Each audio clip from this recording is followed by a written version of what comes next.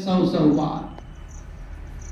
जब मरना ही है एक दिन, शरीर छोड़ना है, तो शरीर छुड़ाने के लिए हमारे पास जो जम का फंदा आएगा, उस फंदा को आने से पहले ही हम शरीर को छोड़ करके तैयार हो जाए। शरीर छोड़ने की कला को जान जाए, और उस कला को जान करके जिस समय हमारे जीव को जमदूत लेने के लिए आए, उससे पहले ही हम शरीर को छोड़ करके चले जाए।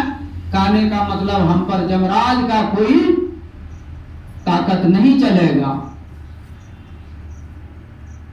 हम लोगों के गुरु महाराज ने यही शिक्षा हम लोगों को दिया कि मरना है तो मर चलिए, अछूट पड़े जंजाल, ऐसी मरनी को मरे दिन में 100 बार।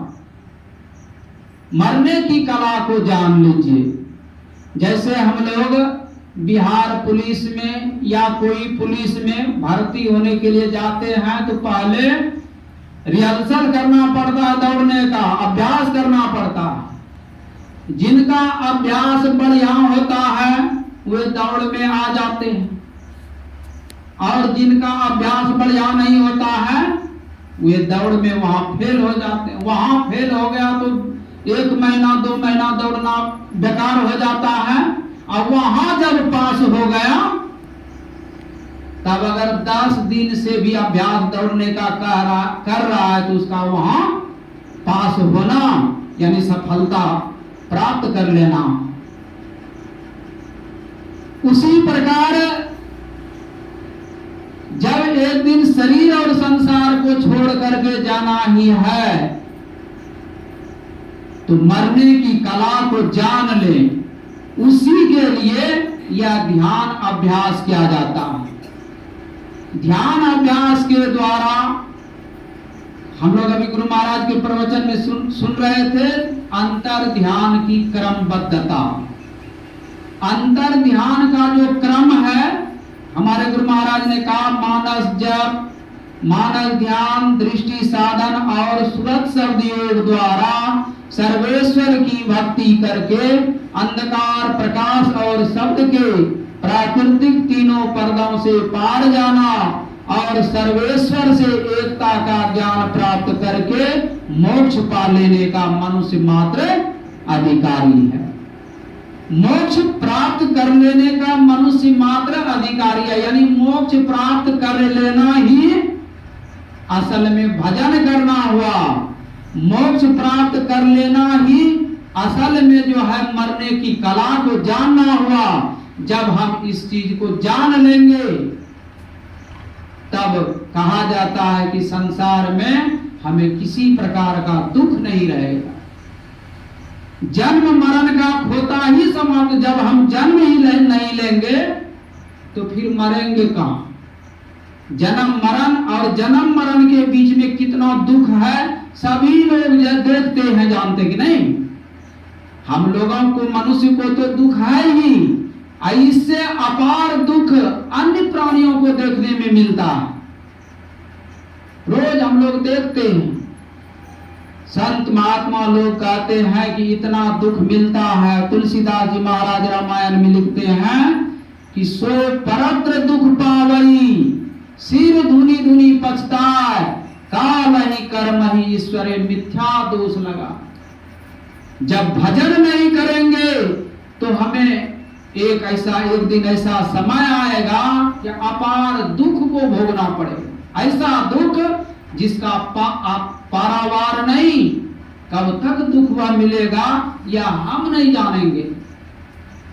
कितना दुख मिलेगा, दुख ऐसा मिलेगा कि उसको हम जो है किसी से कह भी नहीं सकेंगे। अभी तो हम मनुष्य शरीर में हैं, किसी तरह का दुख हुआ तो पड़ोस को, गांव वाले को, डॉक्टर को और बहुत लोगों को कह करके अपने दुख को सुना करके दुख हल्का करते हैं। लेकिन इस मनुष्य शरीर के बाद जो हम लोगों को 84 लाख प्रकार की योनियों का जो शरीर मिलेगा, उस शरीर में इतना दुख मिलेगा कि हम मुंह से किसी को कह भी नहीं सकेंगे। सो परत्र दुख पावई, सिर धुनी धुनी पछताए, काल ही कर्म ही ईश्वरी मिथ्या दोष लगा, मतलब झूठा दोष मन में ही लगाते रहेंगे कि हमारा समय ही खराब है, हमारा कर्म ही खराब है, ईश्वर भगवान ने हमें इतना बड़ा दुख दिया, लेकिन मन में वह झूठा दोष, इस दोष को लगाने से हमारा दुख हल्का होने वाला नहीं है। इसलिए संत कबीर साहब कहते हैं कि साधो भाई जीवत ही करो आशा, जीवत समझे जीवत बूझे जीवत मुक्ति निवासा, अजियत कर्म की फांस न काटी मूल मुक्ति की आशा। जीते जी हम अपने कर्मों के फांस को नहीं काट लिए और मरने के बाद सोचते हैं कि मुझे मुक्ति मिल जाएगी, मुझे मुक्ति की आशा। तन छूटे जीव मिलन कहता है सो सब झूठी आशा, दूर दूर ढूंढे मन लोभी मिटाए न गर्भ तरासा, साध संत की करे न बंदगी कटे कर्म की भाषा, सत्य गहो सतगुरु को चिन्हो सत्य नाम विश्वासा, कहे कबीर साधन हितकारी हम साधन के दासा, साधो भाई जीवत ही करो आशा। जब तक हम लोगों को मनुष्य शरीर मिला है, इस मनुष्य शरीर में भजन कर लेना चाहिए। संतों से युक्ति जान करके जो हम इस ध्यानाभ्यास में भाग लिए हैं, घर द्वार परिवार छोड़ करके, हम लोगों से मन इतना बड़ा काम हो रहा है कि उधर कहते हैं चाहे मना कोई कितनों तीर्थ करे, व्रत करे, यज्ञ करे, बड़ा बड़ा यज्ञ करे, दान करे, सब कुछ करे, संसार में सभी सत्कर्मों को करके अगर कोई रह जाता है, लेकिन संतों से उसका संतों के शरण में वह नहीं गया है, तो उसका उतना सब कुछ करना बेकार है। संत कबीर साहब कहते हैं कि जिनकी लगन गुरु सो नाही ते नर खर, कुकर सम जग में वृथा सो जन्म गमाई।